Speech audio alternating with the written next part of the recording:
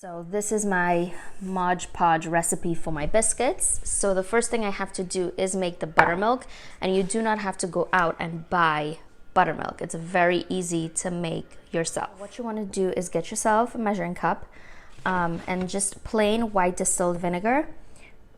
For every, I just eyeball it because I'm so used to making it all the time. So for every 1 cup of whole milk, you're going to need about 1.5 to 2 tablespoons of vinegar, and you're going to just leave it, let it sit for a good 10 minutes. So I pour the vinegar in first and then pour the milk up to the 1 cup line. Just give it a quick stir and let it sit out.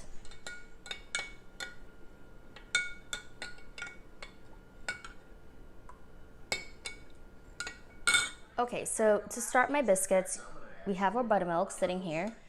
So we first need self-rising flour, but hold up.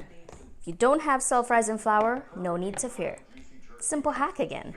So for every 1 cup of self-rising flour, you're gonna need 1 cup of AP flour, which is all-purpose flour, and 1.5 teaspoons of baking powder and 1/4 teaspoon of salt.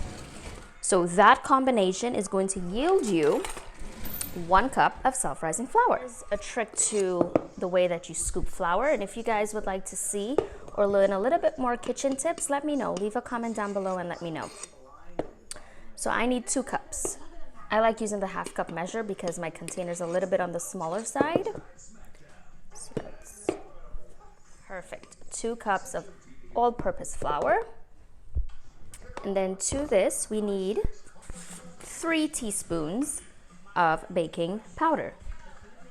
Because remember, for 1 cup of AP flour, it's 1.5 teaspoons. So for 2 cups, you're gonna need 3 teaspoons. So 1,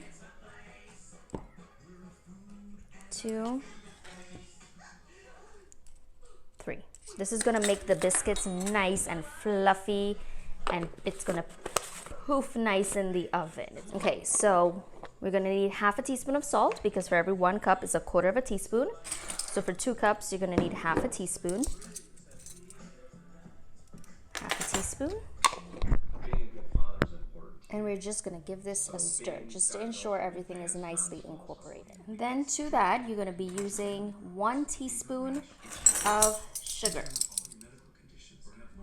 Okay, so you're going to need about 1/4 cup of shortening, and then about 2.5 tablespoons of butter. Use a little guide on the sticks of the butter to help you when you're cutting.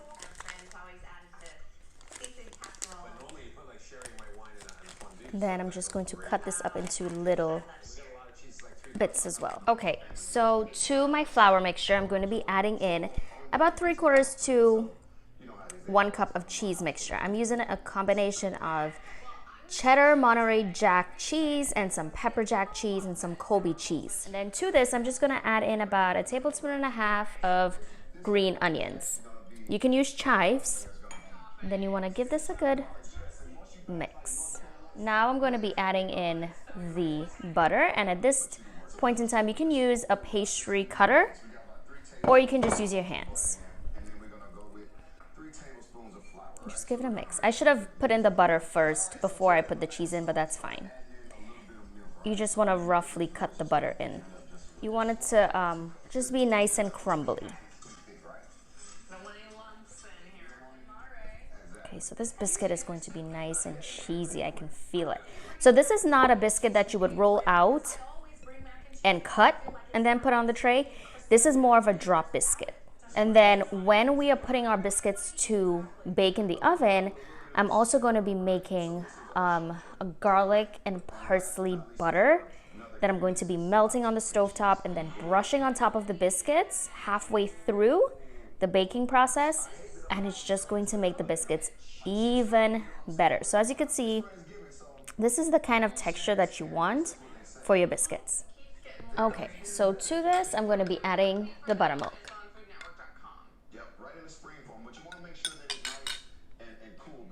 Don't add all, just add some and mix, because remember, It all depends on the moisture in the air as well. So just be careful.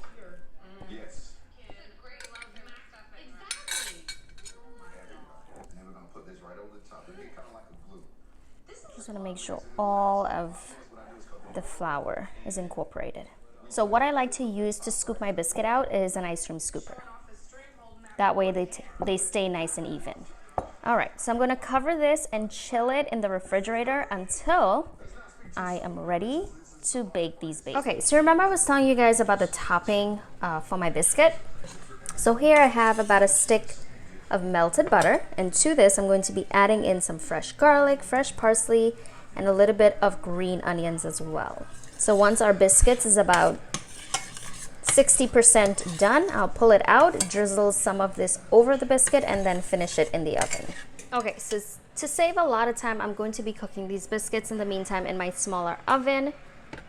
So I'm using this ice cream scoop, so it pretty much stays the same size, so it cooks evenly in the oven.